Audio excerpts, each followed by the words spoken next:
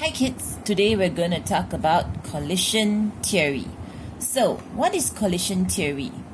In order for a reaction to occur, the particles have to collide with each other.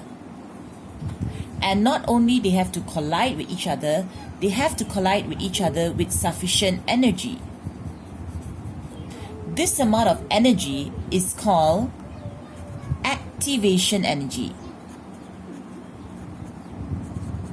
And the symbol is EA. Now, imagine that all of you were doing high jump. Okay? And the height was 1 meter. Alright? So everyone was lining up to jump. So you run, and you try and jump over. Okay, if you jumped 1.01 meter, would you have gotten through? Yes. If you had jumped 0.99 meter, would you have gotten through? No. If you had jumped exactly 1 meter, would you have gotten through? Yes. So, what is activation energy? Activation energy is that 1 meter, that minimum amount of energy required for a reaction to occur. So, when the two particles collide, they have to collide with this minimum energy, this minimum 1 meter they have to go through before they can form a product. Alright, so now what happens is, if particles collide and they manage to get enough activation energy, that means that was an effective or successful collision. So a collision that produces a product is called an effective collision. Now, of course, just because the particles are colliding doesn't mean it has to be effective. Sometimes they collide and nothing happens. Same like sometimes you run and you try and jump and nothing happens. You don't go through the 1 meter barrier. So what happens is particles may collide. But just because they collide doesn't mean that they will form an effective collision. If you jump and you jump 1 time, it doesn't mean that you get through. But if you jump 10 times, you might get through once. And if you jumped 100 times, it's pretty certain that you would get through at least 10 times. Meaning that the more times they collide, the more chances of them having an effective collision. Okay, so this is called collision theory. How do we apply it to the factors in rate of reaction? So the first factor was, of course, particle size.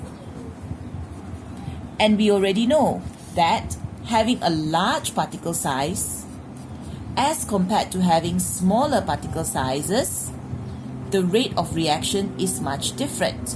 Now, the reason being that when you have a large particle, only the outer surface can be collided with other particles for a reaction to occur. But when you crush it into many small particles, the total surface area that is exposed becomes much larger, and there are more chances of collision. So when the particle size is smaller, the total surface area is larger.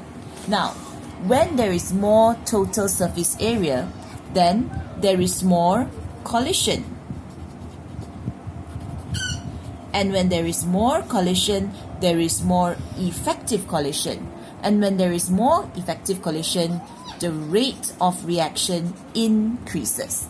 So it's a very simple concept.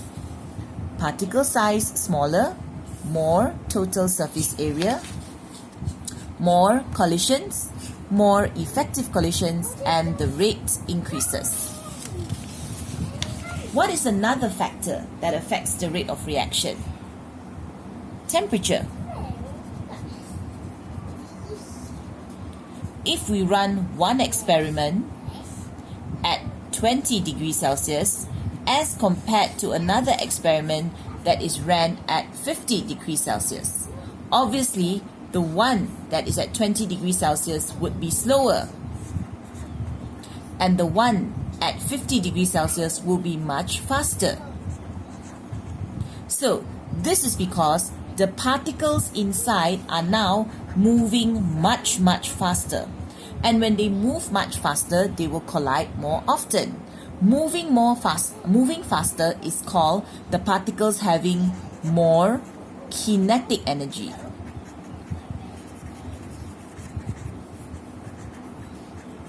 So, when the kinetic energy is higher, the particles are moving more often and they collide more often.